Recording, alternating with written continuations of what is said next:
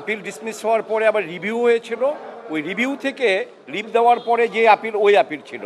But this is the first appeal as per section 21 probably ওই যে ICT অ্যাক্টের মানে সাজার পরে প্রথম যে আপিল যেটা, এটা একমাত্র অ্যাপেলেট ডিভিশনে হয় এবং সেখানে আমরা আপিল যথারীতি 2014-তে, তাই না, 2014-তে আমরা আপিল ফাইল করেছিলাম। তো ওই আপিলটা পূর্ণাঙ্গ শুনানি হলো আমাদের 1 নম্বর কোর্টে। The bench was presided and it was headed by Honorable Chief Justice. তো সেটা শুনানির শেষে আমাদের দুই পক্ষ থেকেই শুনলেন, প্রসিকিউশনকেও শুনলেন। তো শোনার পরে এটা আজকে জাজমেন্টের জন্য ছিল। তো আজকে 2 নম্বর আইটেম ছিল না, 2 নম্বর আইটেমে ছিল।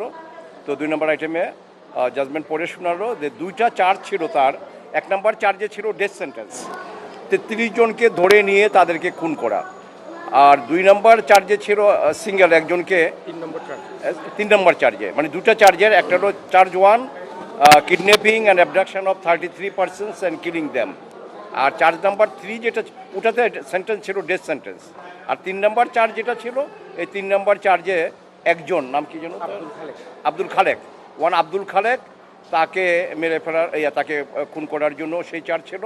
তো এই চার্জটাতে আপনার সেন্টেন্স ছিল লাইফ। তো আজকে আমাদের রায়ে আল্লাহর মেহেরবানিতে 2টা চার্জ থেকেই তাকে খালাস দেওয়া হয়েছে।